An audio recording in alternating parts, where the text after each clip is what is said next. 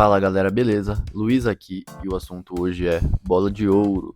Então daqui a alguns meses vai ser anunciado aí o jogador bola de ouro da temporada.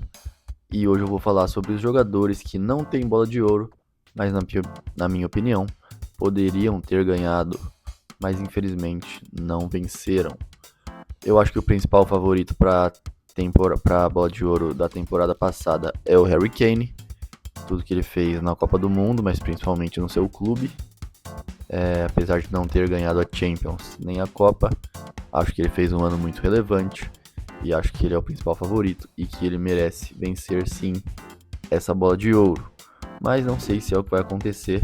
Tem outros concorrentes aí, jogadores do PSG, da França, talvez o Messi, né, sendo falado aí. Não sei, mas acredito sim que o Harry Kane seja o favorito. Então hoje eu vou falar aqui sobre jogadores que não venceram, mas a análise não vai ser por uma temporada feita. Então não vai ser, por exemplo, o Haaland não ganhou na temporada que fez o triplete lá, a tríplice coroa, na verdade, pelo Manchester City. Ou a bola de ouro do Cristiano Ronaldo, que o Modric ganhou. Não vai ser isso. O Cristiano Ronaldo nem faz sentido porque ele tem 5 bolas de ouro, né? Mas vocês entenderam, não vai ser por temporada feita, vai ser pelo talento que eu vejo ali no jogador, que eu acho que caberia uma bola de ouro na prateleira desse jogador, beleza? Então vamos lá. O primeiro jogador aqui é um dos meus jogadores favoritos de todos os tempos, Kevin De Bruyne. Então eu vou falar sobre os títulos mais relevantes e sobre as premiações que ele ganhou e os seus feitos. Kevin De Bruyne fez bastante coisa. Ele ganhou a Premier League 6 vezes pelo Manchester City. Não lembro se ganhou pelo Chelsea, mas acho que não. Pelo City também ganhou a Champions, o Mundial, 5 Copas da Liga Inglesa, e levou a seleção belga para a terceira colocação na Copa do Mundo de 2018. Isso aí é muito relevante, né? Apesar de não ser um título, porque para uma seleção como a Bélgica chegar na terceira colocação de uma Copa do Mundo é quase a mesma coisa que ser campeão. É como se o Brasil fosse campeão, a Bélgica ser terceiro colocado. Acho que deu para entender também, né? Um feito muito grande para a história do país no futebol. E o Kevin De Bruyne para mim foi o principal nome ali junto com o Hazard, com o Courtois, mas o De Bruyne sempre jogando muito bem. Todo mundo lembra também do gol que ele fez contra a seleção brasileira na própria Copa de 2018. E eu sou muito fã dele porque ele é um meio-campista muito completo, ele tem tudo. Ele tem ambidestria, faz gol de direita, de esquerda, de dentro da área, de fora da área. Tem visão de jogo, acha passes absurdos, tinha força, batia faltas, escanteios, assistências incríveis. Então você que não viu ou não é tão fã assim de Kevin De Bruyne, convido a ver compilados aí no YouTube. Se você não assistiu ele jogar muitas vezes na Premier League, assista porque os lances são realmente impressionantes. Então ele não é o cara que impressiona ao driblar, né? Mas ele impressiona pela inteligência, pela capacidade da assistência, de finalizar de longe. É um jogador extremamente completo. E acho que tem temporada aí também que ele poderia ter brigado. Então, alguns feitos que ele fez na carreira. Ele é o segundo maior assistente da história da Premier League. Ele foi o jogador da temporada da Premier League 2 vezes. Nessas 2 vezes aí, o que ele fez na Premier League foi surreal. Começava o jogo, você já sabia que ele seria o melhor da partida. E o City venceria. Ele foi o terceiro colocado na Bola de Ouro em 2022. Se eu não me engano, foi no ano que ganhou os 3 títulos, a Premier League, a Champions e o Mundial, com o City. E foi o primeiro meia a fazer 100 gols, mais de 100 gols, pelo Manchester City. E também é o jogador que mais deu assistências em uma temporada de Premier League. Se eu não me engano, ele está empatado aqui com o Thierry Henry. E que é impressionante, né? Thierry Henry, um atacante, tem esse feito aí, esse recorde. Então, isso é o que eu tenho para falar sobre Kevin De Bruyne. Jogador que muito vencedor, ganhou muitos títulos, ídolo absoluto no Manchester City. E é um jogador que eu gosto muito, que sempre me impressionou e sempre me encantou vendo ele jogar. Acho que caberia sim uma bola de ouro na prateleira dele. Agora vamos falar sobre Iniesta. Bom, Iniesta também é um jogador absurdo, ganhou muitas coisas, jogou quase a sua carreira inteira no Barcelona, né? Saiu ali já no finalzinho, então a parte relevante da sua carreira foi toda no Barcelona e na seleção espanhola. Ele é um jogador que tem mais uma influência que você não vê tanto, né? Por ser um meio-campista, um volante. Ele não é o cara que vai driblar, mas ele conduz muito bem e dribla conduzindo muito bem. Driblava, né? Conduzindo muito bem. Conseguia progredir no campo fazendo isso. Mas também é mais um cara cerebral, de inteligência, de passe e de posicionamento. Então, seus títulos: 9 vezes campeão da La Liga, pelo Barcelona, claro. 4 vezes campeão da Champions League e 3 do Mundial de Clubes. Se eu não me engano aqui, uma dessas ele perdeu para o Internacional. E ganhou duas Eurocopas com a seleção espanhola e a Copa do Mundo, onde fez o gol na final, né? O final foi 1-0, gol de Iniesta lá em 2010. E aí, ele é um jogador absurdo, só que no time que ele estava, além de Xavi, tiveram Lionel Messi, Neymar, Suárez, Ronaldinho, outros jogadores que chamavam mais a atenção. Mas ele sempre manteve um nível muito alto, um nível absurdo, e também poderia ter vencido uma bola de ouro, sim. Na imagem aí você tá vendo ele com a taça da Copa do Mundo. Então, alguns prêmios e feitos. Ele foi o melhor jogador da Euro 2012, foi jogador de seleção do ano por 9 anos consecutivos da FIFA e o único jogador a atuar como titular nas 4 finais de Champions que conquistou. Então ele jogou 4 finais de Champions que ele ganhou e em todas essas ele foi o titular. E ele também foi o autor do gol do primeiro título de Copa do Mundo da Espanha, como eu já falei. Então é importante lembrar, né? Naquela época a Espanha não tinha nenhuma Copa do Mundo conquistada, aquela foi a primeira. E ele tem esse feito aí de ser o autor do gol desse título.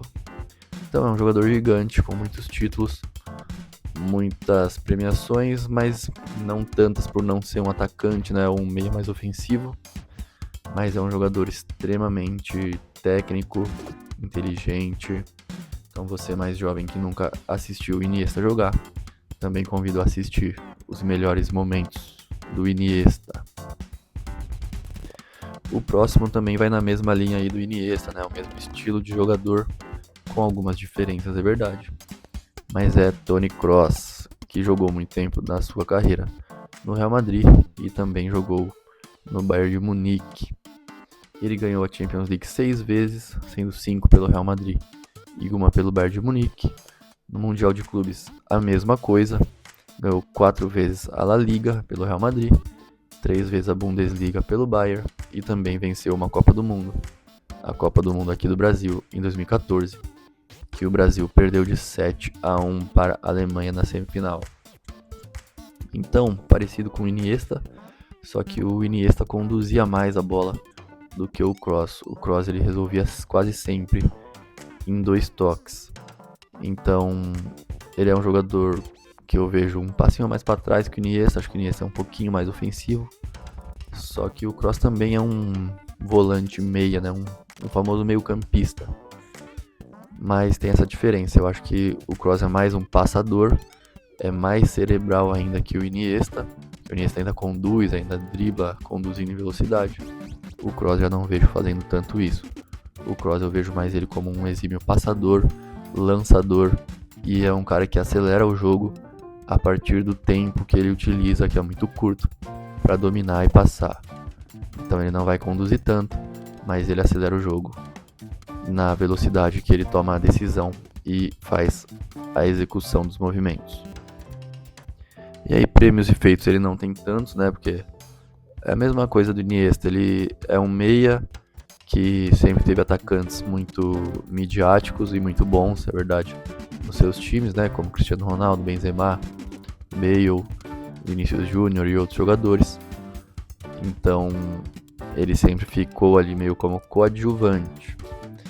Então, ele teve o prêmio de melhor armador do mundo em 2014. Foi seleção do ano da FIFA 3 vezes e seleção do ano da UEFA 3 vezes também. Então, para mim, ele poderia sim ter ganhado uma bola de ouro. Eu tô querendo dizer aqui que ele merecia pelo talento dele. Não que ele fez uma temporada que mereceu, como eu expliquei no começo do vídeo, ou que ele não ganhou quando merecia e outro cara ganhou. Não, é só pelo talento dele, que era gigantesco. Então ele poderia ter ganhado sim. Vamos para o próximo. Aqui já um atacante. Luis Suárez, o atacante uruguaio. Acho que muita gente viu ele jogar, sabe que ele foi um dos maiores centroavantes aí dos últimos tempos, talvez o maior. Muita gente discute entre ele e Benzema. Eu sinceramente gosto muito dos dois. Então ele jogou aí muito tempo no Liverpool, no Barcelona, no Atlético de Madrid e foi muito bem em todos esses lugares, além da seleção uruguaia. Então ele ganhou a Liga 5 vezes e, se eu não me engano, um desses títulos aí foi no Atlético de Madrid, não todos no Barcelona. A Champions League é aquela Champions de 2015, junto com o Messi e com o Neymar. O Mundial de Clubes deve ser no mesmo ano. E também venceu a Copa América pela seleção uruguaia. E os maiores prêmios e feitos: ele é o maior artilheiro da seleção uruguaia. Ganhou a chuteira de ouro 2 vezes. Ganhou a bola de ouro do Brasileirão. Sim, Luis Suárez jogou no Grêmio e teve um impacto absurdo, e já com o joelho extremamente prejudicado. Então ele veio aqui para um time como o Grêmio, que não era o time favorito para ser campeão ou fazer uma grande campanha, com o joelho extremamente prejudicado, e conseguiu ter um impacto absurdo a ponto de deixar o Grêmio vice-campeão do campeonato e ser o bola de ouro do Brasileirão. Tem uma entrevista do Pedro Jeromel falando sobre isso para o Duda Garbi, se não me engano, que é muito interessante, vejam lá depois. E também é o primeiro jogador a ser artilheiro e líder de assistências na mesma temporada de La Liga.